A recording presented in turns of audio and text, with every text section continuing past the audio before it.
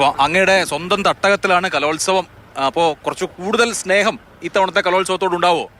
അല്ല, എനിക്ക് കേരളത്തിൽ ഏത് ജില്ലയിൽ വെച്ച് നടന്നു കഴിഞ്ഞാൽ ഒരേ സ്നേഹം തന്നെയാണ്. ഒരു ജില്ലയോട് പ്രത്യേക സ്നേഹം, ഒരു ജില്ലയുടെ സ്നേഹം കുറവില്ല. കോഴിക്കോട് നടന്നപ്പോൾ എങ്ങനെയാണോ സ്നേഹിച്ചത് കലോത്സവത്തെ, കൊല്ലത്ത് നടന്നപ്പോൾ എങ്ങനെയാണോ അതേ സ്നേഹം തന്നെയാണ് ഇവിടെ തിരുവനന്തപുരത്ത് വെച്ച് നടക്കുമ്പോഴുള്ളത്. അതേ സ്നേഹം തന്നെയാണ് എല്ലാ കുട്ടികളോടും ഉള്ളത്. ഇപ്പോൾ എല്ലാ ഒരുക്കങ്ങളും പൂർത്തിയായി കഴിഞ്ഞല്ലോ. ഇപ്പോൾ അവസാനത്തെ തലേന്നത്തെ ഒരു വിലയിരുത്തലിൽ വന്നതായിരിക്കുമല്ലോ. അല്ല, ഞാനിവിടെ തന്നെ ഉണ്ട്. എല്ലാ ഒരുക്കങ്ങളും പൂർത്തീകരിച്ചു. 25 വേദി, അത് ഏതാണ്ട് അവസാനത്തെ മിനുക്കുപണിയിലാണ്. 19 കമ്മിറ്റികളും വളരെ സജീവമായി രംഗത്തുണ്ട്. ആദ്യ ബാച്ചിനെ കണ്ണൂരിൽ നിന്ന് വന്ന ടീമിനെ റെയിൽവേ സ്റ്റേഷനിൽ നിന്ന് സ്വീകരിച്ചു. പിന്നെ ഇവിടെ ക്ഷേമകാര്യ കമ്മിറ്റിയുടെ ഓഫീസ് ഉദ്ഘാടനം ചെയ്തു. ചില പത്രമാസികളുടെ ഓഫീസ് ഉദ്ഘാടനം ചെയ്തു.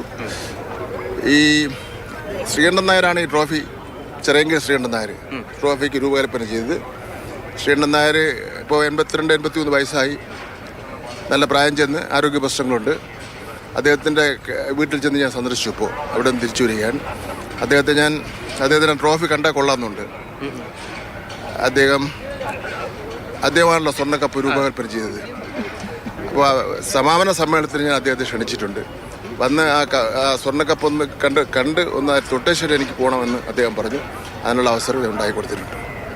മറ്റ് അനിഷ്ട സംഭവങ്ങളോ അതിക്രമങ്ങളോ അങ്ങനെയുള്ള കാര്യങ്ങളൊക്കെ ഉണ്ടെങ്കിൽ നമ്മൾ എങ്ങനെയായിരിക്കും ഇവിടെ സജ്ജീകരണം, മറ്റ് ക്രമസമാധാനം? അതിനെപ്പറ്റി ആലോചിക്കേണ്ട ഒരു കാര്യമില്ല.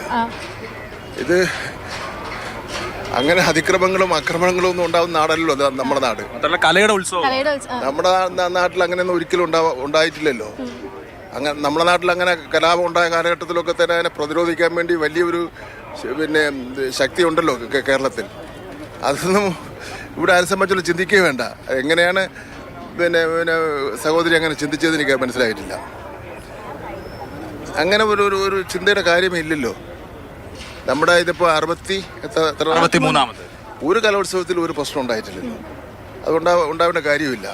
കലോത്സവത്തിൽ വരുന്ന കുട്ടികൾ അതിക്രമം കാണിക്കാനല്ല വരുന്നത്. അല്ല, മറ്റു തരത്തിൽ ഇനിയിപ്പോൾ നമ്മുടെ ജഡ്ജ്മെന്റും കാര്യങ്ങളും ജഡ്ജ്മെന്റ് ഒക്കെ വളരെ കൊല്ലമായിരുന്നാലും കോഴിക്കോടായിരുന്നാലും ഒക്കെ തന്നെ വളരെ ഒരു പരാതി രഹിതമായിട്ട് തന്നെയാണ് നടത്തിയിട്ടുള്ളത്.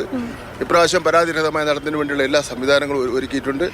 എന്ന് മാത്രമല്ല, ഈ ഒരു 5-6 മാസങ്ങൾക്ക് മുമ്പ് അല്ലെങ്കിൽ 1 വർഷങ്ങൾക്ക് മുമ്പ് തിരുവനന്തപുരത്ത് വെച്ച് നടന്ന ഒരു കലോത്സവത്തിൽ ചില പ്രശ്നങ്ങൾ പുറത്തു വന്നിരുന്നു. ജഡ്ജസുമായിട്ടുള്ള സംഭാഷണം കാര്യപ്പെട്ടെ. അതിൻ്റെയൊക്കെ പശ്ചാത്തലത്തിൽ വിജിലൻസിൽ ഇന്റലിജൻസ് ഡിപ്പാർട്ട്മെന്റ് ഇടനിലക്കാരുടെയൊക്കെ തന്നെ ഒരു ലിസ്റ്റുണ്ട്.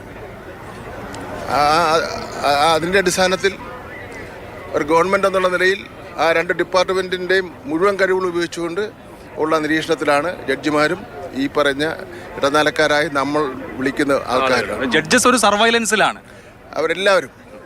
അപ്പോൾ അതിലെ രക്ഷിതാക്കൾക്കും അതുപോലെ തന്നെ അധ്യാപകർക്കും ഒന്നും ഒരു ടെൻഷൻ്റെ ഒന്നും ആവശ്യമില്ല. ഉത്കണ്ഠയുടെ പ്രശ്നമല്ല, ന്യായമായിട്ട് തന്നെ. പക്ഷേ എന്തെല്ലാം കാര്യങ്ങൾ ചെയ്തു കഴിഞ്ഞാൽ എൻ്റെ കുട്ടിയെ കിട്ടിയില്ലെങ്കിൽ ജഡ്ജി മോശമാണെന്നുള്ള അഭിപ്രായം അംഗീകരിക്കാൻ വേണ്ടി പറ്റില്ല.